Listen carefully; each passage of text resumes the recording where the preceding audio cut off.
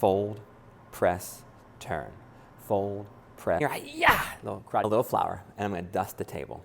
And it comes out like that. Beautiful. Today is a great day. We're making pasta from scratch. So let's get started. Super easy recipe that we've got going on today. One that we use all the time in the classroom, and I think you're going to use all the time at home. And so we've got our base pasta recipe, and I can use this for a lot of different variations too. But we're starting off with 00 flour. I'm adding a little bit of semolina, and then we're going to add some salt, okay? And then we're going to give that a mix.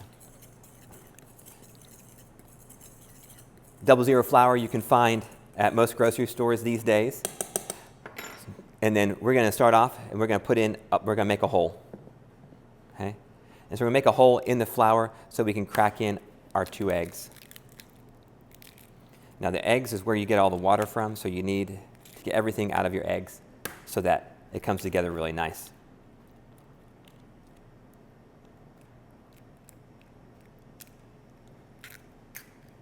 Lastly, we have some olive oil. Put that olive oil in,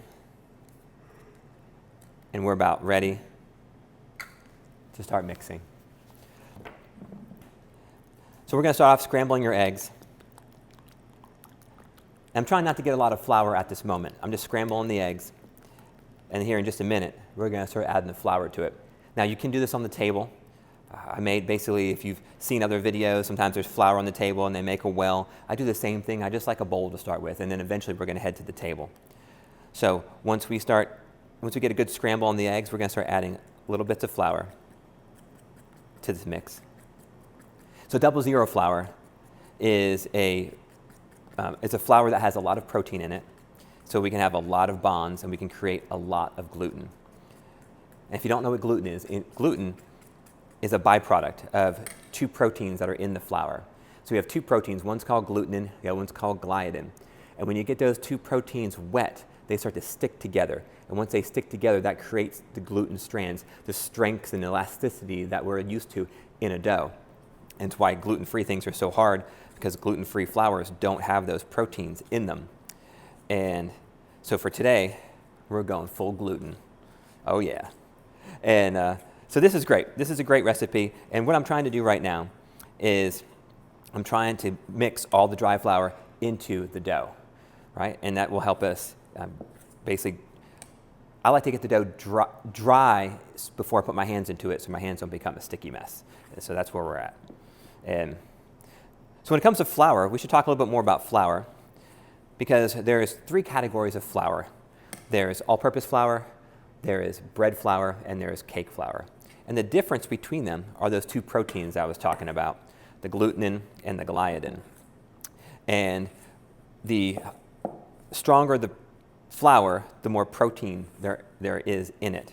So cake flour has less protein in it, so it's a little bit softer when you work with it, and it's easier for us to chew and eat.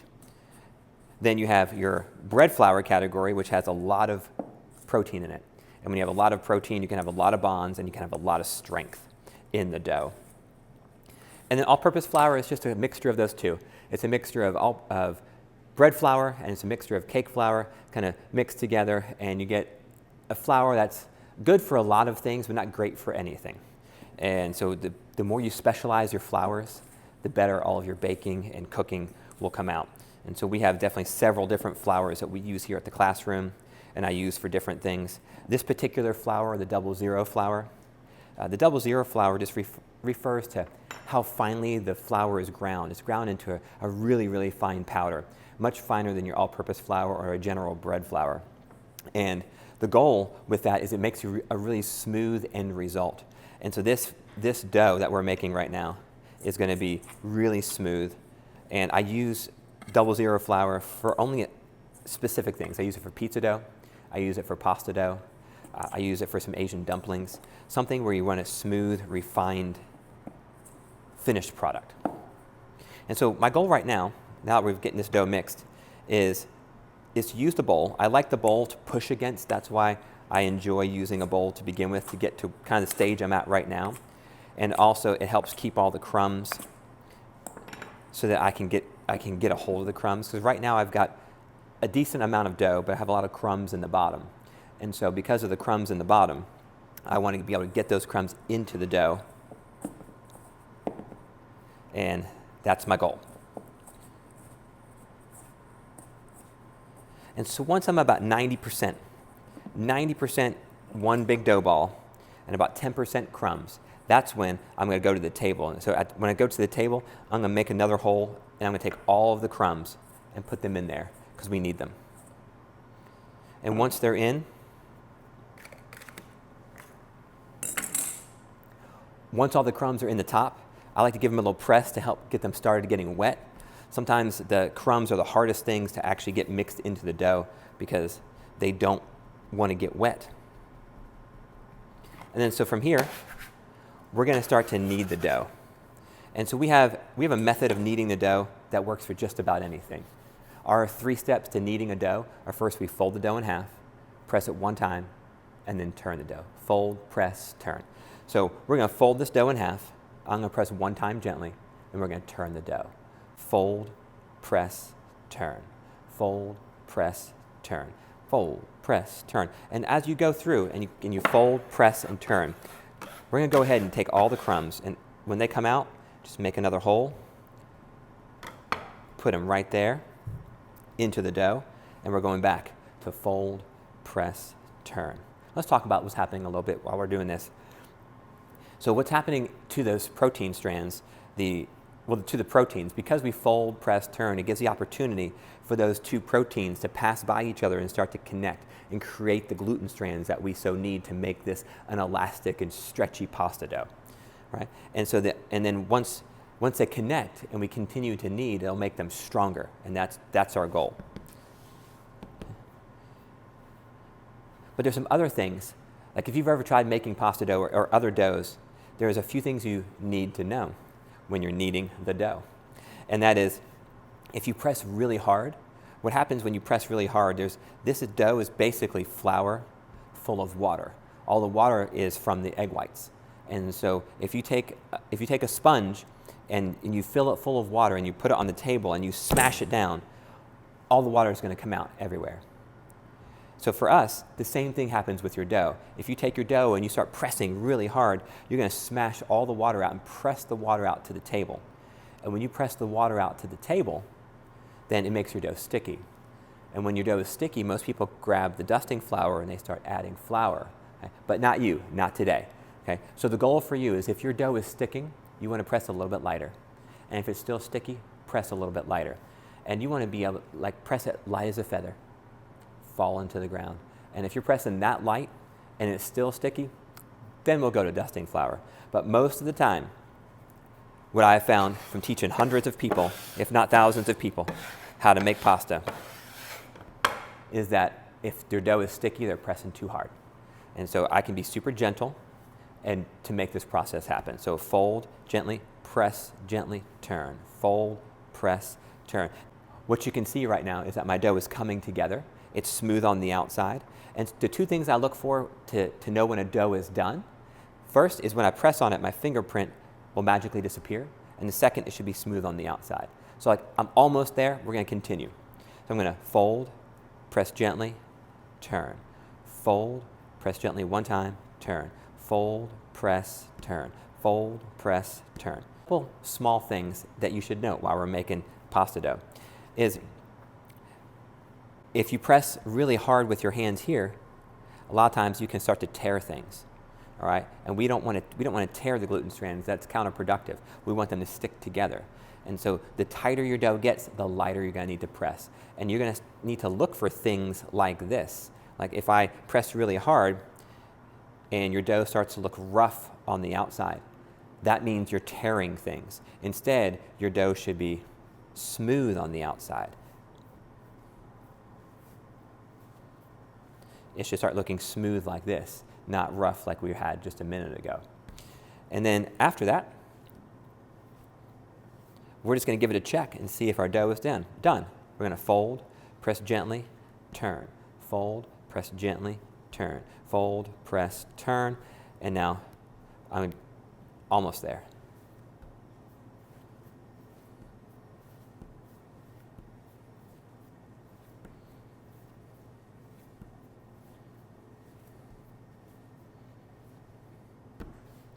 Once your dough reaches this stage where it's smooth on the outside and you press on it and your fingerprint disappears, your dough is done. Well, maybe not done. Your dough is ready to rest, because that's what's going to happen now. Your dough is going to rest.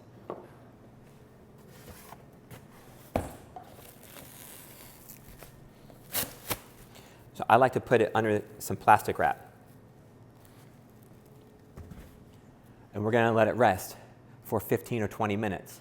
Because what's happened inside the dough is, if we want to go through a little bit of the basic science that happens, you have these two proteins that's in the flour, and when you get them wet, they connect, and then connect. We have the gluten strands. So we have that byproduct. So gluten is the byproduct of these two proteins connecting. Because if you look at this flour right now, there's no gluten in the flour, right? And that throws people off sometimes. So there's actually no gluten in flour. There's just those two proteins. But again, once you get them wet, they start to connect. And that's really kind of a fun thing, and you can see it happen.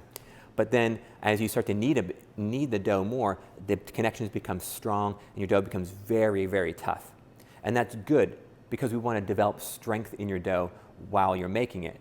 But after that, we need to let it rest. We need to let all the tightness relax, right? So that we can roll it out. When we roll it out, it'll stay out. If you try to roll your dough out too soon, you're going to roll it out and it's going to shrink right back. You're going to roll it out and it's going to shrink right back, and it'll be frustrating.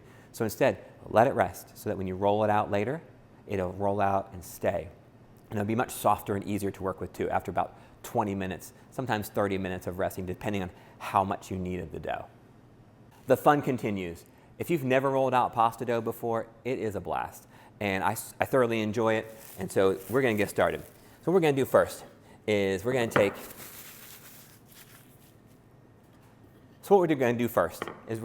look at our dough. When you look at your dough, if you want to see if it's ready, press on it. And now, if your fingerprint stays, it's ready.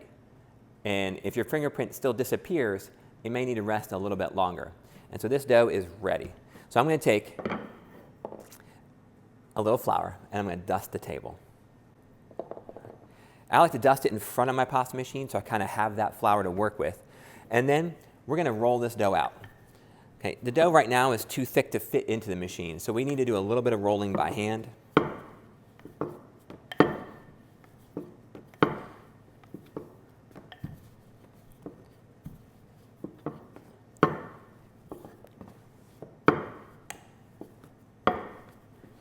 Once we get it semi-thin, we're ready for the machine. Now the machine, if you don't have one of these, it's great. Get one for your KitchenAid too. I like the one by hand, and this one, it's an Italian brand, and it's been fantastic. We have like 20 of them. We use them all the time. And so the way it works is this knob right here is your adjustment knob. There's two rollers that are inside of this machine. And so the rollers, they spin like this, and we need to get them to their widest setting to get this process started. So the widest setting is down here at 0. So we're going to go in 0. You can take your handle, pop it right in. Beautiful. And now, I'm going to give my dough just a little bit of a stretch, and the end that's going to go in here, little karate chop, so that it can get started. Now, if you saw what I just did there, that's how I dust my dough with flour. I don't want to be putting a lot of flour on the dough, so if I keep it on the table, it's really thin and allows me to dust the flour along, dust my dough with flour along the way. And so that was on 0. So I like to flatten the dough with a rolling pin first. Then I flattened it with the machine. And now we're going to do a little bit of kneading. So kneading is those 3 steps again: fold, press, turn. So we're going to fold the dough in half. We're going to press it, but I'm going to press it with the rolling pin a little bit just to get it nice and thin. And I'm going to turn the dough. And once I do that, the edge that's going to go in here, little karate chop, and it's going to go in. So what we're doing now, by folding the dough over and doing the kneading process with the machine, is we're creating a lot of strength, but we're being really gentle on the dough. So we're going to fold, we're going to press it. I can press it by hand, or I can press it with the rolling pin, right? And then we're going to turn. And this time, it might be a little wide for the machine, but it will still go through, and it won't hurt anything. So I like to do that a few times with the machine: the fold, press, turn, the kneading the dough with the machine. And then after that, I'm just going to go to 1, because this dough is ready. I'm going to take it to 1, and we are going to start to roll it through. So there's one.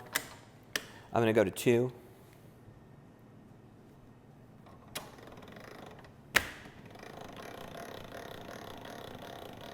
And if you did the kneading part and everything right earlier, you're going to have a dough that's super strong. But anytime that your dough seems like it might be sticking to itself a little bit, you need to dust it with some flour so that it doesn't stick to the machine and it'll cause a rough look on the outside. So I'm going to go to 3.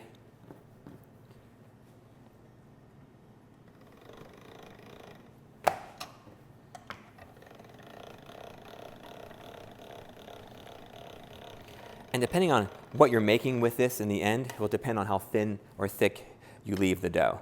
So right now I'm at 4, and this dough would be about 4 or 5 is where I typically like to go when we're making fettuccine or even if we're making ravioli.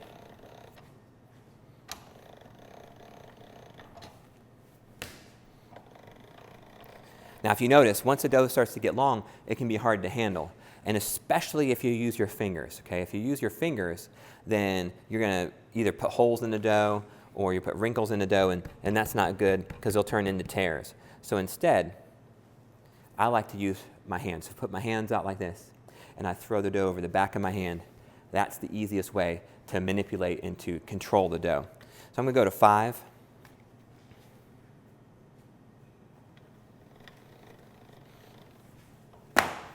And also, you take your dough, and once you get it in, you can put it on this side, and you can just let it hang and really just guide your dough up here on the way out. And that makes it easy.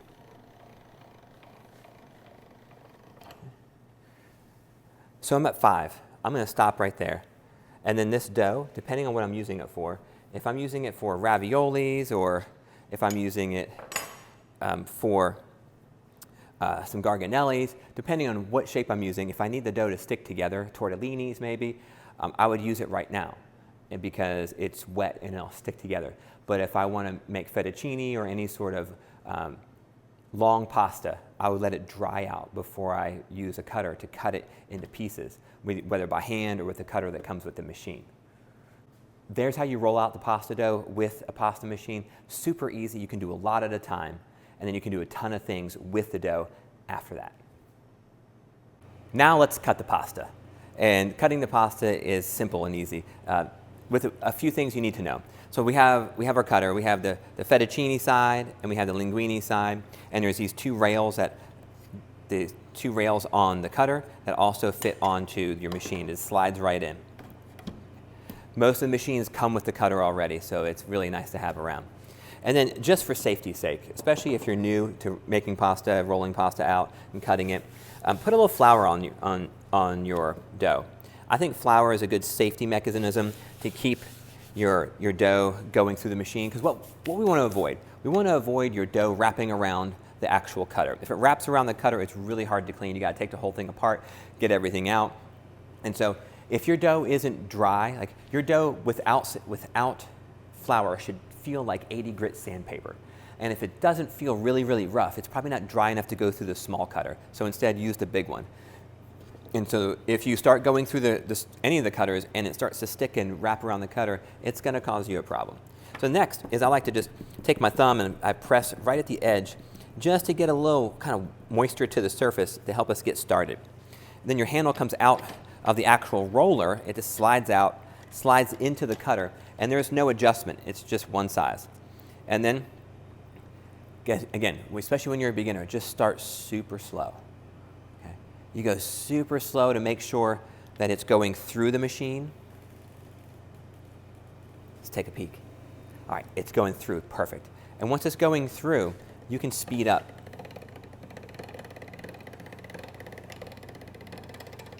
And it comes out like that. Beautiful. If some pieces are still stuck on there, means it could have dried for 5 more minutes. I mean, they came out individually for the most part. And so if your dough is still sticking together when it comes through, that means it needed to dry a little longer. But when they come out individually like this, it means it was just perfect. And then we can lay that there. If you want to add this to a great tomato sauce, check out the video I made on making my master tomato sauce, and then I made 3 variants from it. I made 3 other sauces from it. So you can check out those videos to give you some ideas, or you can copy them exactly to cook your noodles and have a great dinner with. Make sure and hit that like and subscribe button if you'd like to learn more about how to make pasta and everything else in the kitchen. You've worked hard making all your noodles, making all the sauces. Now let's put them together and let's eat. So I've got some water boiling over here, and the first thing you want to do is really you want to salt that water, okay? And if you want to take it to the next level, you want to salt it, and then you want to taste the water, okay? A lot of times people just throw water in there, but the goal is to make this water taste really good. And so you don't know if it tastes good unless you actually taste the water. And you want the salt content in your noodles to be something similar to a soup. Meaning that's just the way I describe it. Like if I'm making a soup, I want to season the soup so it tastes good, and I want to sit down and continue to eat the soup. Well, that's how you want to season your water. You want to season it so it tastes good. And once it tastes great, like it does right now, not salty, because if your water tastes super salty, then all of your noodles will soak up that salt, and then your noodles will be salty. So instead, salt your water so it's just perfect. Okay? And then you're going to drizzle all your noodles in there. And fresh noodles will take about 90 seconds to cook. It's maybe 2 minutes max, depending on how thick the noodle is. But because this noodle is already hydrated, fresh noodles are typically already, you make them and then you typically go right into cooking them. And so they're hydrated, so they don't take super long. Now, noodles from a box, they have to be hydrated first before the starch cooks. And so here, it wants to boil over on me. Here, all I'm doing is putting the noodles in, and they're going to take, again, about 90 seconds to cook fresh pasta. And once you have fresh pasta once, it's really hard to go back to anything else. Now, once your noodles are ready, time to bring them out. Of course, if you're at home, you can dump this water, over a strainer. And so once you get your noodles in a bowl, I don't know, it's kind of hard to choose. Which sauce would you like? Which sauce have you made at home? I mean, we've worked really hard here to get our base tomato sauce, and then our arrabbiata sauce, and then our bolognese sauce, and then our vodka cream sauce. I don't know about you, but today I'm feeling a little bit spicy. So I'm going to take a little bit of my arrabbiata sauce.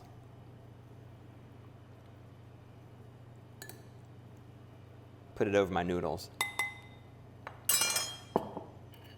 And then I like to shave a little Parmesan with a peeler.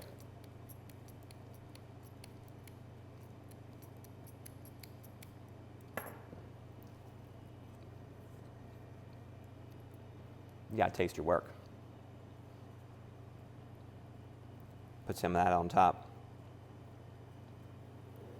And we're done. Now it's your turn. Cook these sauces at home. Make your noodles. Put it all together. And you know what?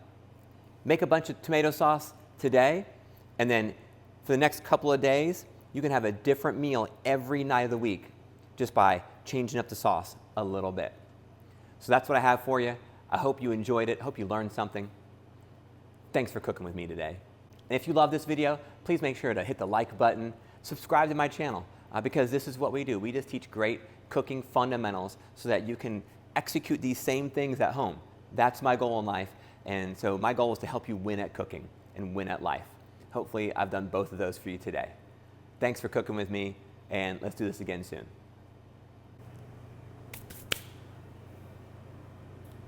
I think that's good for today.